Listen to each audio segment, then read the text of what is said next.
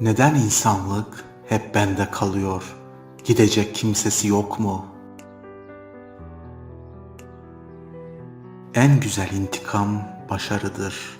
Seni sevmeyen herkesi üzer.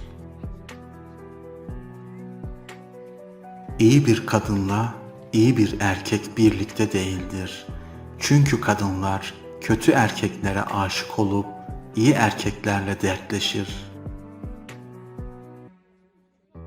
Asla aşk acısı çeken birine aşık olmayın. O kişi yaralıdır ve yara bandı olarak sizi kullanır. Sıkıntılı anlarda umutsuzluğa düşmeyin. En güzel yağmurlar en kara bulutlardan yağar. Aptallar ne affeder ne unutur. Saflar affeder ve unutur. Akıllılar ise affeder ama asla unutmaz. Yalanla kendini kandırmaktansa gerçekle yüzleşmek iyidir. Kızınca, kırılınca, üzülünce geçebilir. Ama bir insanın güveni kırıldıysa çaresi zordur. Bir adam karısına, arabasının kapısını açıyorsa emin olabilirsiniz. Ya arabası yenidir ya da karısı. Her insanın hayatında kaçmakla direnmek arasında bir seçim yapmaya zorlandığı anlar vardır. Ben direniyorum. İnsanları çirkinleştiren dış görünüşleri değil, iç görünüşleridir. Nefret etmek yerine görmezden gelmek daha olgunca bir davranıştır. Başkalarını kazanmak için kendini kaybetme. Oysa insanlar sen istediğin kadar hayatındalar, göz yumduğun kadar dürüstler ve onları affettiğin kadar iyiler. Yarını iyileştirmenin tek yolu bugün neyi yanlış yaptığını bilmektir. İnsan beklentisi kadar mutludur. Formül sıfır beklenti, sonsuz mutluluk. Çoğu insan ile hayalleri arasında duran tek engel başarısızlık korkusudur. Bir insanın gerçek yüzünü seninle ilgili tüm menfaati bittiğinde görürsün. Geçmişin tutsağı değil, geleceğin mimarı olun. Neden insanlık hep bende kalıyor? Gidecek kimsesi yok mu? İnsanın 40 yaşına kadar geçen yılları başlı başına bir kitaptır. Geri kalan yılları ise o kitabın eleştirisidir. Ne çok gülmüşümdür, içinde binlerce kötülük bulunan ama kendini iyi biri zanneden zayıflara. Gülümsediğinde güzelleşmeyen bir yüz hiç görmedim. Ya susmak ya da suskunluktan daha kıymetli bir söz söylemek gerekir. Aç bir mide, boş bir cüzdan, kırık bir kalp sana hayattaki en büyük dersi verebilir. Bazen hayatta öyle karşılaşmalar olur ki hem de hiç tanımadığımız insanlarla bir tek sözcük bile konuşmadan birdenbire tek bir bakışla ilgilenmeye başlayıveririz. Dostluk çınar gibidir. Meyvesi olmasa da gölgesi yeter. Birinin hayatına, birinin üzüntüsüne, birinin mutluluğuna, birinin ruhuna, birinin eline, yüzüne, sırtına, omuzuna, yüreğine, bazen söz, bazen göz, çoğu zaman kalbinizle minicik de olsa tüm samimiyetinizle dokunun. Uğraşarak düzeltemediğinden vazgeçerek kurtulursun. Güvensiz kalplerimizi karaktersiz insanlara borçluyuz. Ne söyleyeyim diye başta düşünmek, niçin söyledim diye sonunda pişman olmaktan iyidir. Kızınca, kırılınca, üzülünce geçebilir. Ama bir insanın güveni kırıldıysa çaresi zordur.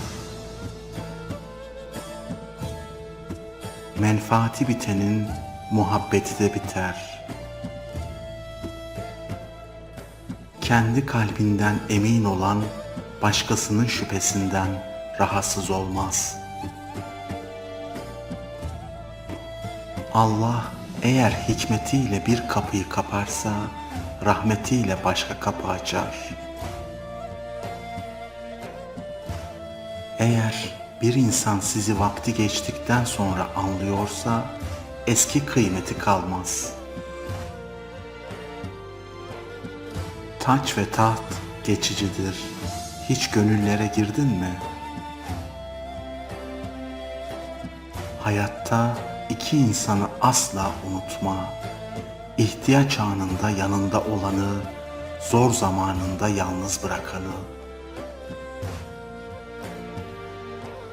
Dünya bağında bir dikene tahammül edemiyorsan, korkarım bu gül bahçesinden bir gül elde edemeden gidersin. Ne etrafınızı kıracak kadar sert, ne de karşınızdakilere cesaret verecek kadar yumuşak olunuz. Olgun ve akıllı insanlar kusur bulacağım diye kendilerini yormazlar. Anlayış sahipleri kusur değil, güzellik ararlar. Kendinle mutluysan kimseyle derdin olmaz. Her istediğini söyleyen istemediğini işitir. İnsanların ne kadar kötü olduklarını görmek beni hiç şaşırtmıyor. Fakat bu yüzden hiç utanmadıklarını görünce çok şaşırıyorum.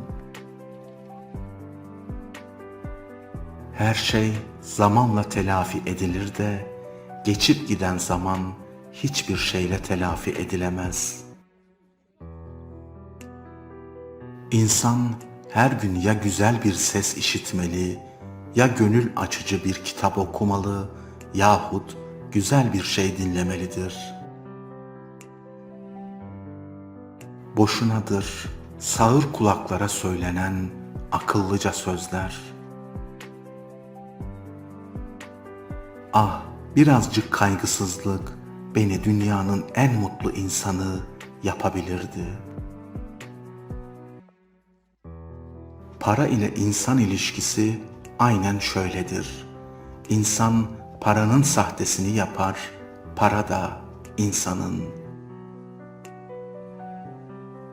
Kimi iyi bir dost olduğumu söyler, kimi ise soğuk ve mesafelidir der. Aslında beni anlatırken herkes hak ettiği resmi çizer. İnsanları birleştiren duygular, ayıran ise fikirlerdir. Bir insanı tanımak istiyorsanız, karşılık göremeyeceği insanlara nasıl davrandığına bakın.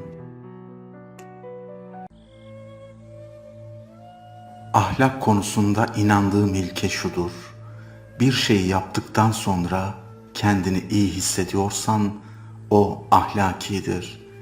Eğer kendini kötü hissediyorsan o gayri ahlakidir. Eğilirsen basamak, dik durursan sığınak olursun. Dünyada iki farklı insan var. Bilmek isteyenler ve inanmak isteyenler. Sadece bedenleri, şekilleri, görüntüleri sevenlere ne yazık. Ölüm her şeyi yok edecek. Ruhları sevmeyi deneyin. Zamanınızı sizi koşulsuz sevenlere harcayın. Yalnızca şartlar uygun olduğunda sizi sevenler için israf etmeyin. Laf yetiştirmekten kendini yetiştirmeyi unutmuş insanlar var. Hafif acılar konuşabilir ama derin acılar dilsizdir. Ne sebeple olursa olsun hatanızın üzerine kara kara düşünmeyin. Temizlenmenin yolu çamurda yuvarlanmak değildir. Dünya hassas kalpler için bir cehennemdir. Aşk, akıllı, aptal demeden tüm insanlara bulaşan bir hastalıktır. Bazen gezegenimiz acaba evrenin tımarhanesi mi diye düşünmeden edemiyorum. Bilmediğim şeyler hakkında cahil olduğumu itiraf etmekten utanmıyorum. Hayatta 3 şeyi iyi düşün. Kırmadan önce bir kalbi, çarpmadan önce bir kapıyı ve bitirmeden önce son sözünü. Nezaketle her şeye evet demek aynı değildir. Nazik bir insan olup da hayır diyebilirsin. Nazik olup bu beni rahatsız ediyor diyebilirsin. Nazik olup katılmıyorum diyebilirsin. Nezaket saygıyı kaybetmemektir. Paspas olmak demek değildir. Dost edinmenin tek yolu dost olmaktır. Bir olgunluk seviyesi vardır. O seviyeye ulaşınca kimseyle uğraşasın gelmiyor.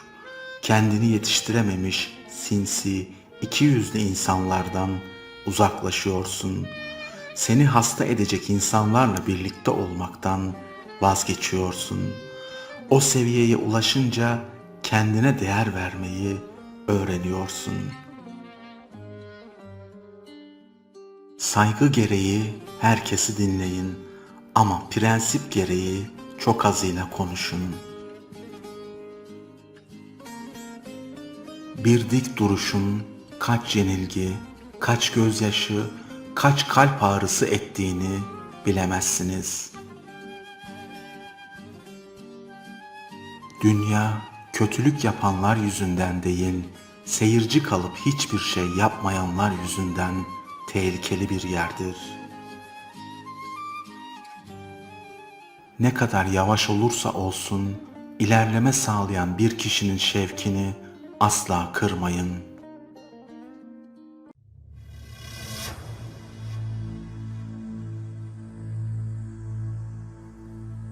Bir atın susuzluğunu giderdiği yerden su iç.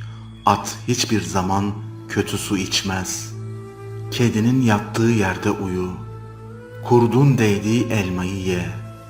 Sivrisineklerin yerleştiği mantarları korkusuzca topla. Köstebeklerin kazdığı yere ağaç dik.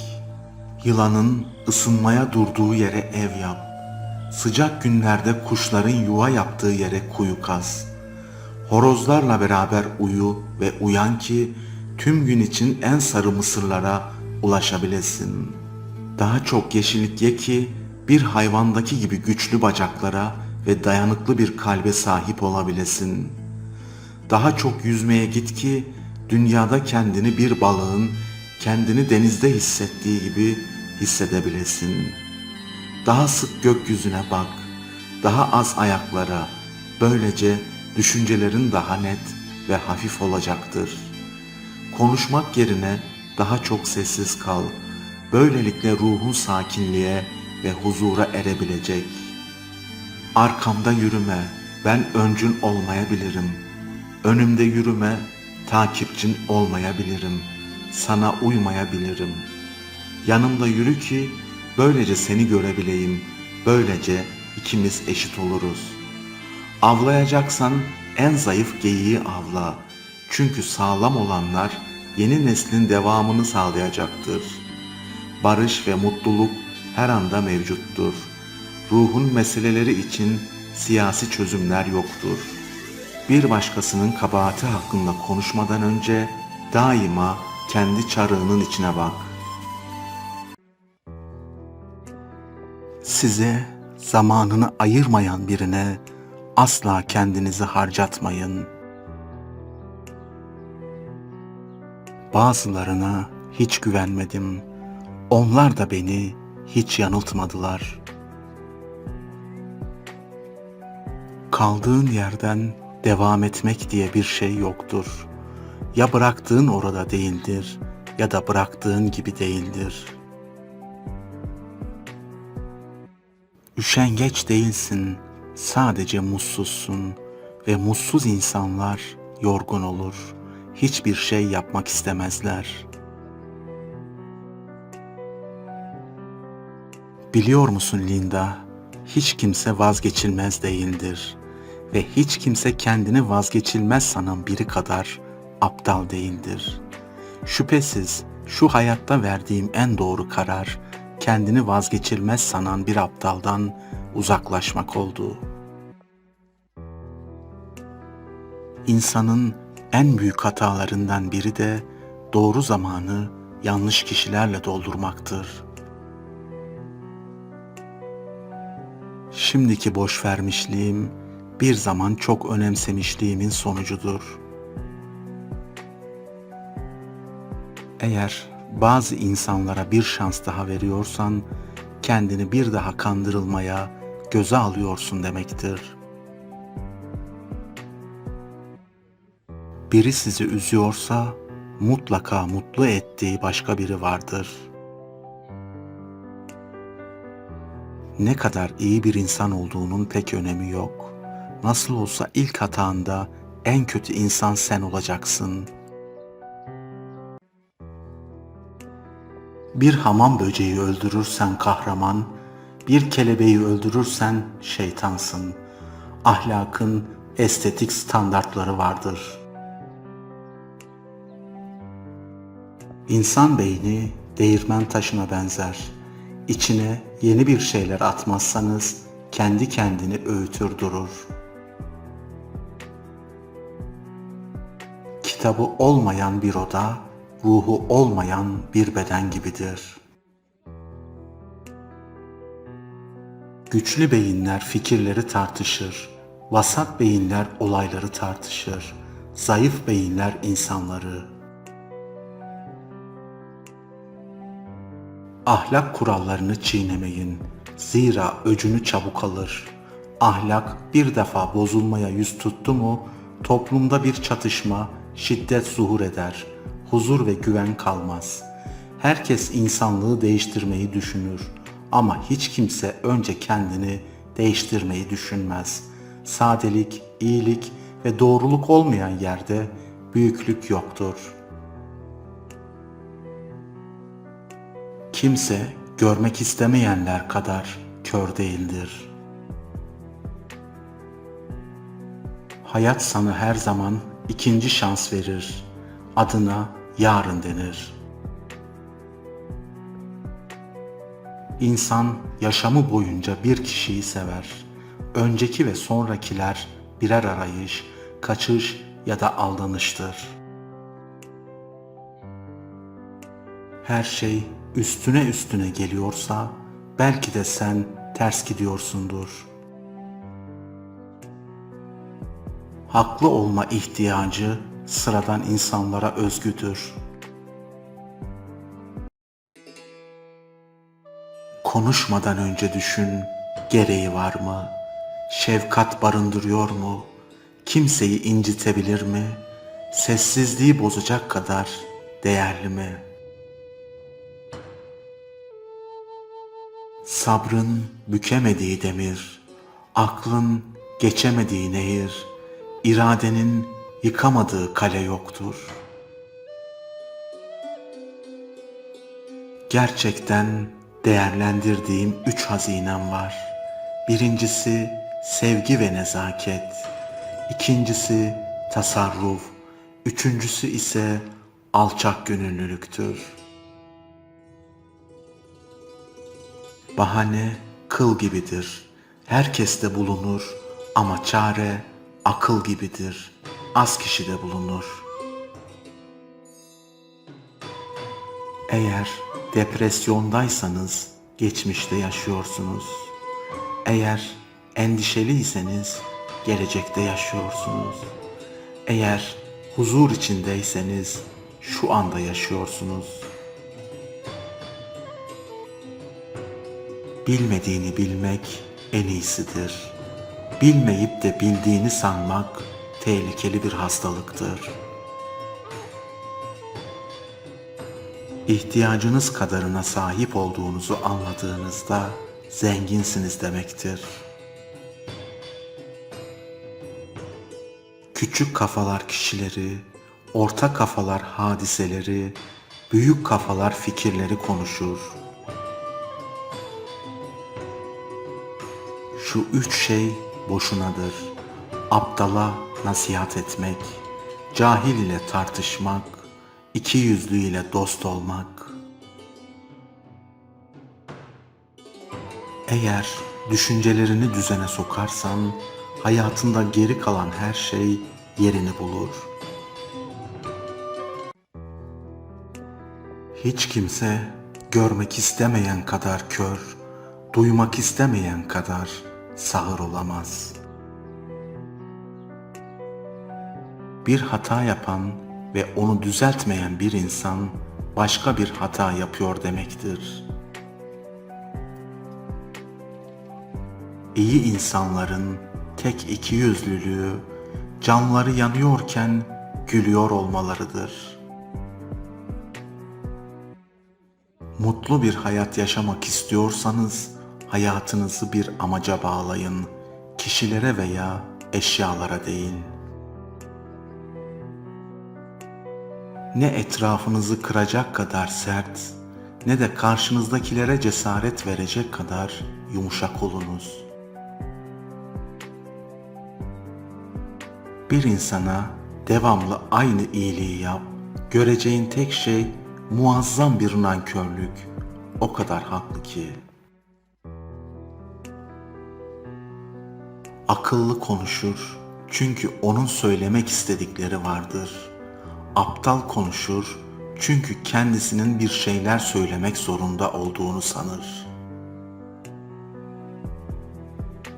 Birini seviyor olmanız onun her hatasını affedeceğiniz anlamına gelmez.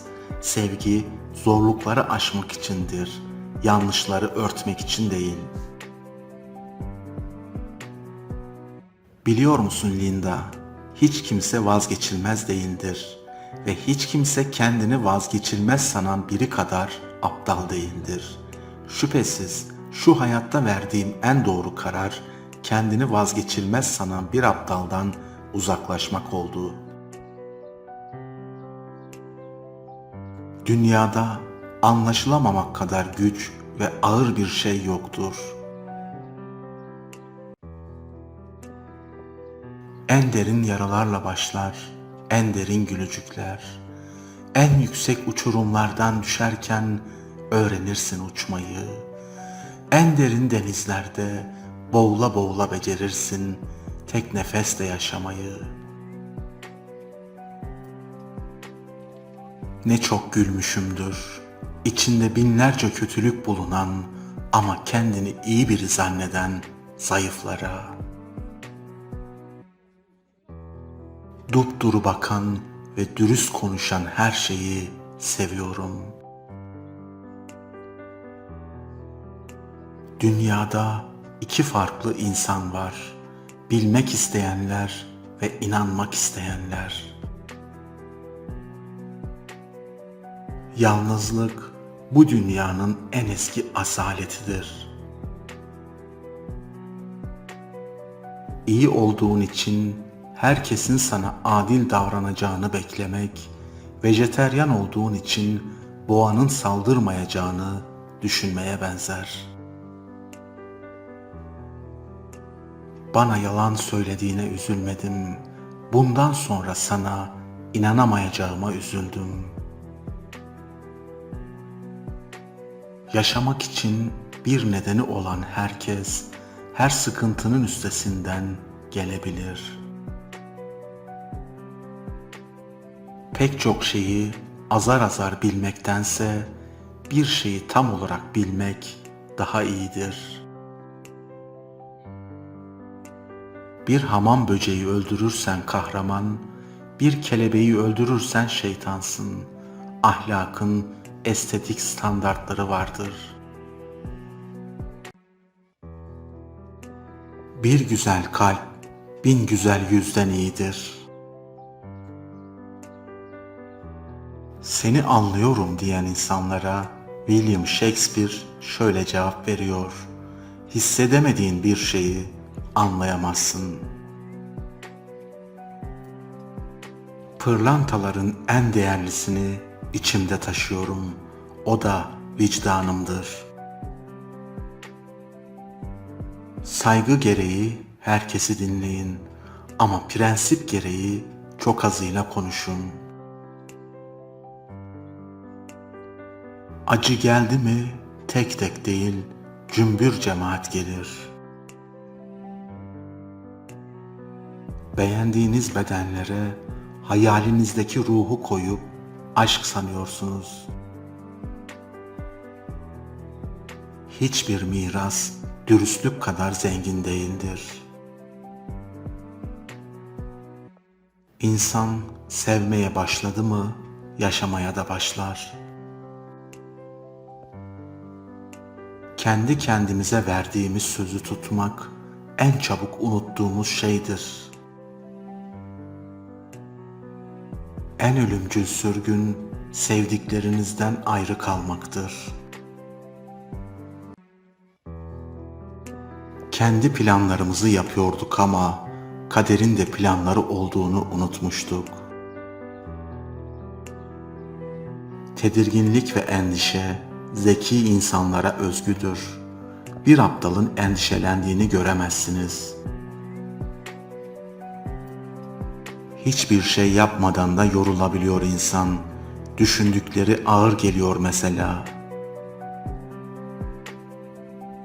Doğru insanların en önemli ortak özelliği, herkesin kendileri gibi doğru söylediğini zannetmeleridir. Konuşmadan önce düşün, gereği var mı? Şefkat barındırıyor mu? Kimseyi incitebilir mi? Sessizliği bozacak kadar değerli mi? Farklı olmaya çalışma, sadece iyi ol. İyi olmak yeterince farklıdır. Dünyada yüzlerce millet, dil, din, mezhep olabilir. Ama sadece iki çeşit insan vardır: vicdanı olan ve olmayan. Eğer yaşamında hiçbir başarı yoksa yeteri kadar risk almamışsın demektir. İyiliğe gücün yetmezse kötülük etme. İnsan yaşamının 3/4'ünü yapamayacağı şeyleri istemekle geçirir. Her halini anlatan değersizleşir. Herkese güvenen yolda kalır. Her sırrını açığa vuran yalnızlaşır. Her bildiğini söyleyen cahil kabul edilir. Aynı dilde konuşamayacağımızı fark edince aynı dilde susmayı seçtik. Başka gezegenlerde de hayat var mı diye merak ederiz. Sanki bu gezegende yaşamayı becerebilmişiz gibi. Önemli olan tanıdığınız kişilerin sayısı değil, siz gittiğinizde yokluğunuzu derinden hissedecek insanların sayısıdır. Bir insanı tanımak için neyi gülünç bulduğundan daha iyi bir gösterge olamaz. Bilirken susmak, bilmezken söylemek kadar kötüdür. İyi insan ol, fakat bunu kanıtlamak için uğraşma. Acı geldi mi tek tek değil, cümbür cemaat gelir. Çocuklara işkence yapılan bu dünyayı sevmeyi ölene kadar reddedeceğim. Sabrın bükemediği demir, aklın geçemediği nehir, iradenin yıkamadığı kale yoktur. İyi insan ol, fakat bunu kanıtlamak için uğraşma. İnsanların ikiyüzlü olması sizi şaşırtabiliyorsa, iyi bir insansınız demektir.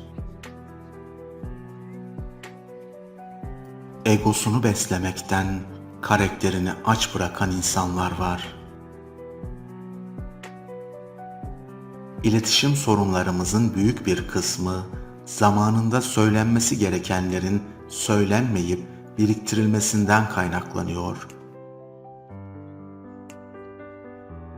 Affettiğimden değil, boş verdiğimden üzerinde durmuyorum çoğu şeyin ve mutlu olduğum için değil, güçlü olduğum için gülüyorum. En büyük hatayı kalbimizi kıran insanları affetmek için bahane aramakla yapıyoruz. En büyük huzur, huzurunu bozan insanlardan uzak durmaktır. Hayatta her şey ol, fakat birilerinin alternatifi asla olma. Birini seviyor olmanız, onun her hatasını affedeceğiniz anlamına gelmez. Sevgi, zorlukları aşmak içindir, yanlışları örtmek için değil. Şunu unutma, fazla fedakarlık, fazla vefasızlık getirir. Eğer bir insanın samimi olmadığını fark edersem, bunu ona belli etmem. Gözümde ne kadar küçülebileceğini seyrederim. İyileştirdiğiniz herkes bir gün sizi hasta edecek. Kimseye iyi veya kötüdür demekte acele etmiyorum. Çünkü insanlar beni her zaman şaşırtmayı başarmışlardır. Yediğin, içtiğin, yaptığının tadı ve kıymeti senin ona verdiğin değerde yatıyor.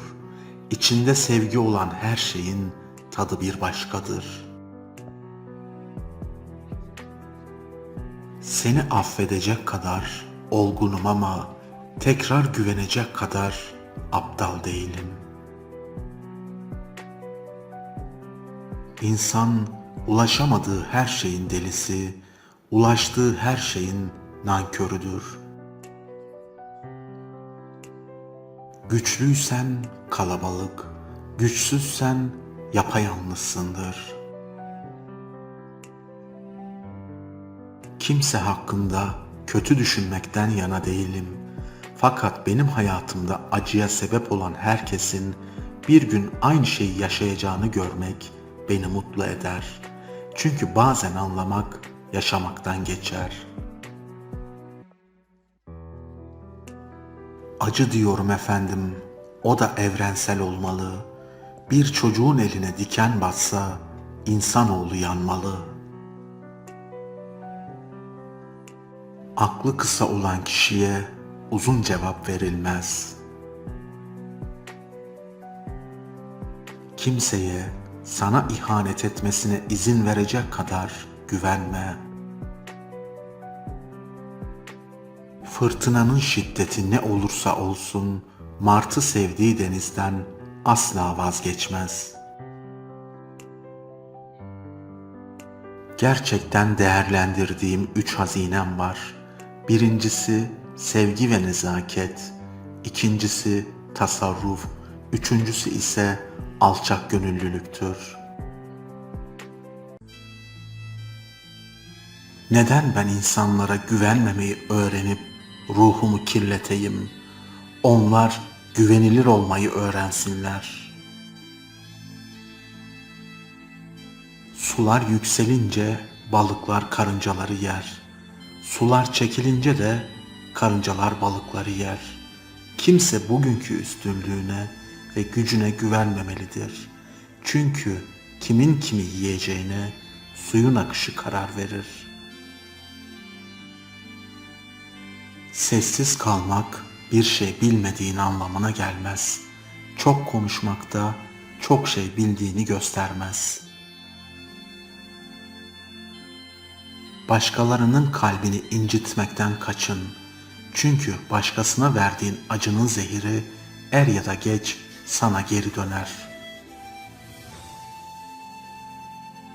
Kaybetmeyi ahlaksız bir teklife tercih et. İlkinin acısı bir an, diğerinin vicdan azabı bir ömür boyu sürer. Yükün dürüstlükse gücün düşer belki ama başın düşmez. Yanlışı gören ve önlemek için elini uzatmayan, yanlışı yapan kadar suçludur. Bildiklerini anlat ama akıl vermeye kalkma. Anlatılanları iyi dinle ama hepsini doğru sanma. Sessiz kalmak bir şey bilmediğin anlamına gelmez. Çok konuşmak da çok şey bildiğini göstermez. Herkesi kendine eşit gör.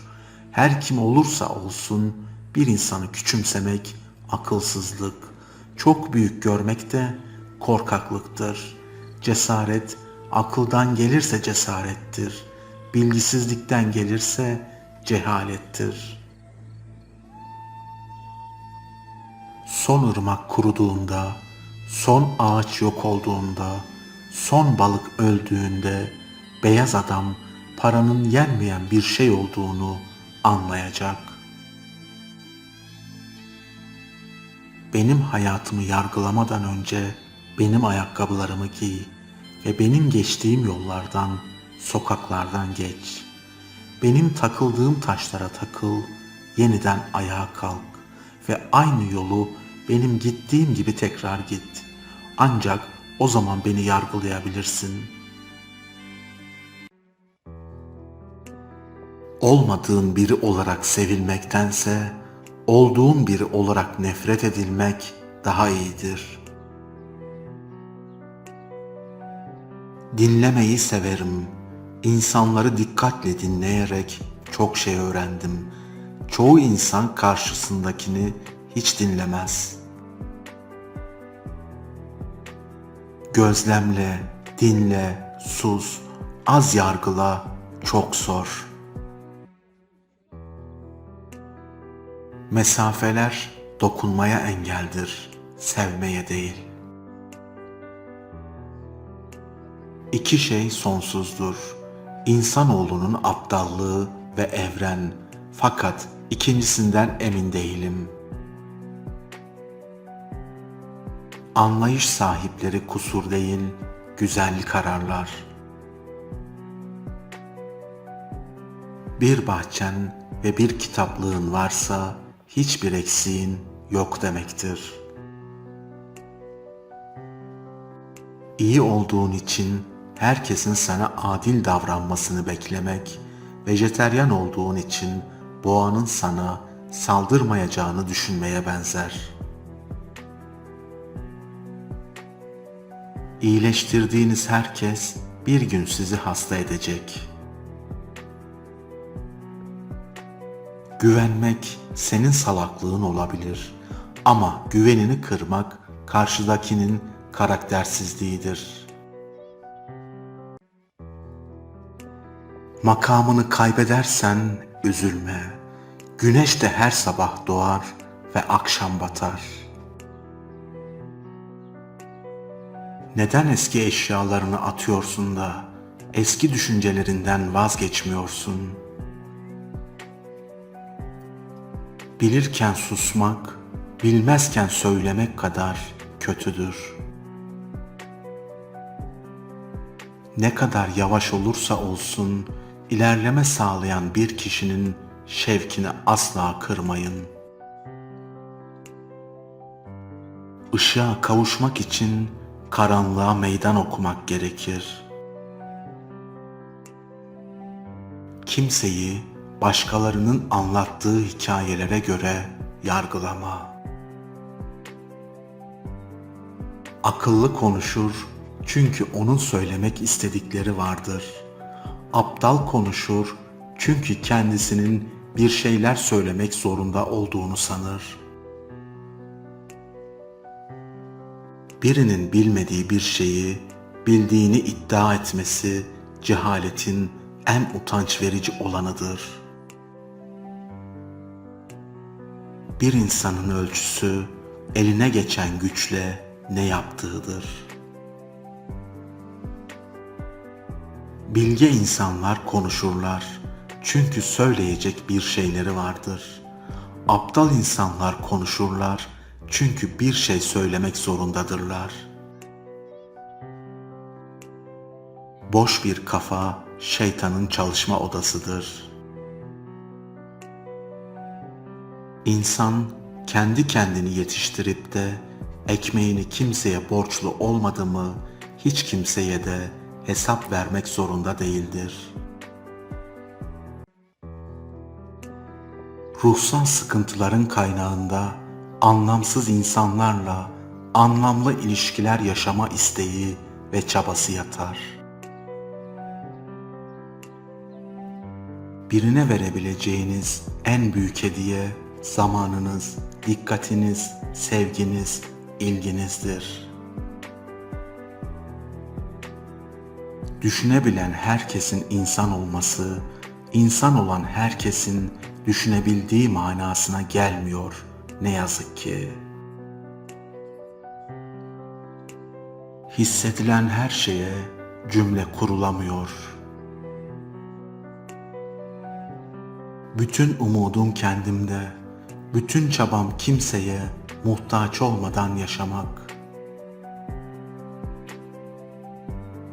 Davranış herkesin kendini gösterdiği bir aynadır. Acıya kahkaha atabilmek sanatsa eğer, ben çok pahalı bir tabloyum. Başkalarının hatalarını hemen görüp kendininkileri aklına bile getirmemek budalalığın bir numaralı işaretidir. Hala anlayamadınız değil mi? Önemli olan haklı ya da haksız olmak değil. Kavganın kazananı yoktur. Ya kaybedersiniz ya da daha çok kaybedersiniz. Önemli olan kalp kırmamak. Önemli olan yargılamadan karşılıksız sevebilmek ve iyilik yapabilmek. Eğer düşüncelerini düzene sokarsan hayatında geri kalan her şey yerini bulur. Ancak kendinden bir şey verebilen kişi zengindir. En büyük pişmanlık, kıymet bilmeyen birisi için göze aldığınız fedakarlıktır.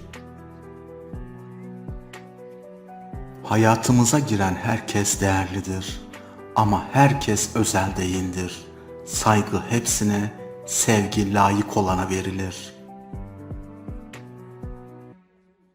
İyice tanımadan hiçbir insana bağlanma. Unutma, gerçek sevgi tanıdıkça büyüyen sevgidir. İnsan seviyorsa İki şeyi asla yapmaz. Aldatmaz ve ağlatmaz.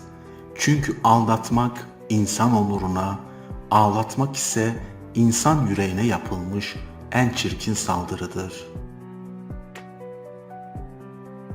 Zamanınızı sizi koşulsuz sevenlere harcayın. Yalnızca şartlar uygun olduğunda sizi sevenler için israf etmeyin. Birini mükemmel olduğu için sevmezsin. O, sen sevdiğin için mükemmeldir. Yanında huzur bulduğunuz insanlar servetinizdir. Hiç kimse için mükemmel olmak zorunda değilsin. Hayatındaki kişi seni olduğun gibi sevecek karakterde olmalı. Yanlış bir şey mi yaptın? Öyleyse onu doğru bir şey yaparak dengele. Bizi hayatın tüm yükleri ve acılarından arındıran bir tek sözcük vardır: aşk. Bazen akışına bırakmak gerekir. Yaprakları, suyu, mevsimleri, olayları, insanları ve bekleyip görmek gerekir sonuçları. Pek çok insan diğerlerinin boşa harcadığı zamanı kullanarak öne geçer. Kimseyi başkalarının anlattığı hikayelere göre yargılama. Yanlışlık fare deliğinden geçer, doğruluk kapılardan sığmaz. Düşünüyorum, o halde varım. İlk bilgim bu sağlam bilgidir. Şimdi bütün öteki bilgileri bu bilgiden çıkarabilirim. Eğer sevgi bir çiçekse, saygı onu koruyan saksıdır. Çiçek solmaya başlamışsa dikkat edin, saksı mutlaka çatlamıştır. Yalnızca kaybetmekten korkmadığınız zaman kazanırsınız. Hatalarını telafi etmeye çalışan birine geçmişi hatırlatmayın. Bu, düştüğü yerden kalkmaya çalışan birini tekmelemekten farksızdır. Pek çok şeyi azar azar bilmektense bir şeyi tam olarak bilmek daha iyidir.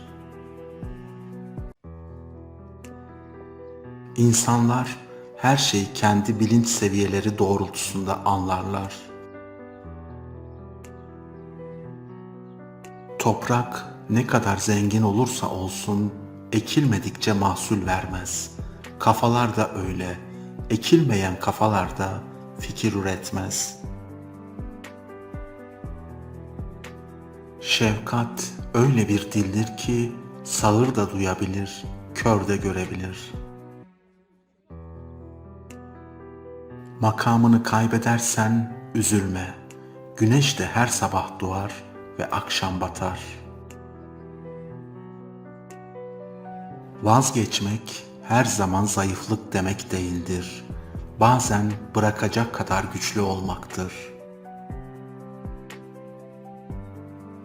En çabuk kuruyan şey gözyaşıdır. Ölüm yaşamdan daha küreseldir. Çünkü herkes ölür ama herkes yaşayamaz. Akıllı olmak da bir şey değil. Mühim olan o aklı yerinde kullanmaktır. Eğer depresyondaysanız geçmişte yaşıyorsunuz. Eğer endişeliyseniz gelecekte yaşıyorsunuz. Eğer huzur içindeyseniz şu anda yaşıyorsunuz. Yanında huzur bulduğunuz insanlar servetinizdir. Akıllı olmak da bir şey değil. Mühim olan o aklı yerinde kullanmaktır. Her zaman ara. Bir gün altın ararken bakır bulursun, yarın bakır ararken altın bulursun. Allah'ın varlığı bir hakikati ifade eden geometrik teorilerden daha hakikidir. Unutma, sana ışık tutanlara sırtını dönersen, göreceğin tek şey kendi karanlığındır. Allah'ı düşündüğüm için o var değildir. O var olduğu için ben onu düşünüyorum. Kesin olan bir şey var. Bir şeyin doğruluğundan şüphe etmek. İnsanların gerçekten ne düşündüklerini öğrenmek için söylediklerinden çok yaptıklarına dikkat edin. Karanlık, esef ve pişmanlıklarımızın yegane sebebidir. Asırlar önce yaşayıp ölen büyük bilim adamlarıyla tanışıp görüşme fırsatını sadece kitaplar verir. Düşünüyorum, o halde varım. İlk bilgim bu sağlam bilgidir. Şimdi bütün öteki bilgileri bu bilgiden çıkarabilirim.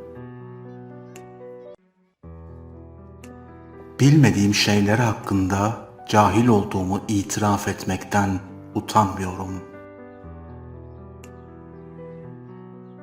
Başkalarının hatalarını hemen görüp kendininkileri aklına bile getirmemek budalalığın bir numaralı işaretidir. En çabuk kuruyan şey gözyaşıdır. Yeteneğin kaynağı Yaradan'dır, mütevazi ol. Şöhretin kaynağı insanlardır, teşekkür etmeyi bil. Kibrin kaynağı sensin, dikkatli ol. Yaşamak için yemelisin, yemek için yaşamamalısın. Bir yerde hayat varsa orada umut da vardır. Zorluklar ne denli büyük olursa zafer de o denli büyüktür. Ahlak ve erdem çöktüğünde devleti yönetemezsiniz. İnsana kendini bil denilmesi yalnız gururunu kırmak için değil, değerini de bildirmek içindir. Herkes yanlış yapar, ancak ahmaklar yanlışlarında direnirler. Bütün büyük işler küçük başlangıçlarla olur. Yalnızca kaybetmekten korkmadığınız zaman kazanırsınız. Bir bahçen ve bir kitaplığın varsa hiçbir eksiğin yok demektir. İnsan yaşamının 3/4'ünü yapamayacağı şeyleri istemekle geçirir. Kitabı olmayan bir oda, ruhu olmayan bir beden gibidir. Savaşı zenginler çıkarır, yoksullar ölür. Öğrendim ki inandığınız şeye içtenlikle gönlünüzü verirseniz, bu sizi savunmasız ve kırılgan yapsa bile harika şeyler olabilir ve olacak. Senin almaya cesaret edemediğin riskleri alanlar, senin yaşamak istediğin hayatı yaşarlar. Herkes insanlığı değiştirmeyi düşünür ama hiç kimse önce kendini değiştirmeyi düşünmez. Şu zalim dünyada hiçbir şey kalıcı değildir, dertlerimiz bile. Düşünmek, ruhun kendi kendine konuşmasıdır. Şüphesiz ki kendimiz için alacağımız en doğru karar, kendini vazgeçilmez zanneden herkesten sonsuza dek uzaklaşmanızdır. Ne kadar iyi bir insan olduğunun pek önemi yok. Nasıl olsa ilk hatanda en kötü insan sen olacaksın. Sosyallikten uzak duran insan antisosyal olarak algılanmamalıdır. Her 4 kişiden biri sahteliğe tahammül edemediğinden yalnızlığı tercih eder. Ahlak ve erdem çöktüğünde devleti yönetemezsiniz. Kirli bir camdan bakıp herkesi ve her şeyi kirli sanıyorsunuz. Huzur mu istiyorsun? Az eşya, az insan. Unutma küçüğüm, mutlu bir ilişki istiyorsan sorunlarını çözecek değil, sorunlarınla yüzleşirken seni yalnız bırakmayacak biri gerek. Senin sessizliğini anlamayan muhtemelen sözlerini de anlamaz. Olmamasına razıyım, oluyormuş gibi olmasın yeter. Yaşamın bana verdiği 2 ders, çevreni gittikçe daralt, gereksiz kalabalıkların seni üzmesine izin verme. Her şey abartı, yalnızca özlem gerçek, o abartılamaz. En iyiyi ararken iyiyi kaybediyorsunuz.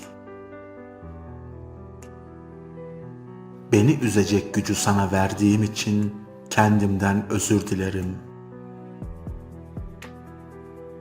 Ölümün olduğu bu dünyada hiçbir şey çok da ciddi değildir aslında. Akılsız bir insana akılsız olduğunu anlatmak imkansızdır. Çünkü akılsız bir insanın akılsız olduğunu anlayabilmesi için de akla ihtiyacı vardır. Her nereye gidersen git, yolun sonunda yine kendinle karşılaşırsın. Kader, harekete geçmeyen kişiye asla yardım etmez. Bir insana güvenip güvenemeyeceğini anlamanın tek yolu ona güvenmektir. Markasız ve ucuz kıyafetler giymek fakir olduğun anlamına gelmez. Unutma, bakman gereken bir ailen var. Etkilemen gereken bir topluluk değil. Yüzün kiminle gülüyorsa yüreğin ona aittir. Yaşamak için bir nedeni olan herkes her sıkıntının üstesinden gelebilir. Kimseye sana ihanet etmesine izin verecek kadar güvenme. Kararsızlık, esef ve pişmanlıklarımızın yegane sebebidir. En iyiyi ararken iyiyi kaybediyorsunuz. Bu yaşıma gelene kadar öğrendiğim en muazzam şey tepkisiz kalabilmek. İnanılmaz kırılmış, şaşırmış ya da üzülmüş olsam bile her şeyin olabilirliğini, herkesin her şeyi yapabileceğini kabullenmek. Uğraşarak düzeltemediğinden vazgeçerek kurtulursun. Bana yalan söylemene üzülmedim. Bir daha sana asla güvenemeyeceğime üzüldüm. Bir gün her şey yoluna girerse umarım hala hevesim ve isteğim kalmış olur. Sakinliğimi çalanlar beni deli olmakla suçluyor. Birinin beni çok sevmesi benim için pek bir şey ifade etmiyor. Ben daha çok nasıl sevdiği ile ilgileniyorum. Mühim olan yormadan sevmek, güzel sevmek. Her kadın saçma sapan bir adam sevmeden olgunlaşmaz. Muhakkak en güzel duygularını en ruhsuz adamlar öldürür. En zor günümde tek başıma kahkaha atmayı başarabildiğimi fark ettiğimden beri hiçbir insanın varlığı da yokluğu da umrumda değil. İnsan diyorum, öyle durduk yere soğumuyor hayattan ve insandan. Susuyor ve sustukça biriktiriyor ve sonra ya içindekileri haykırıyor ya da sessizce uzaklaşıyor herkesten ve her şeyden. Şüpheye düşürmeyen samimiyetin ve sevginin kölesiyim.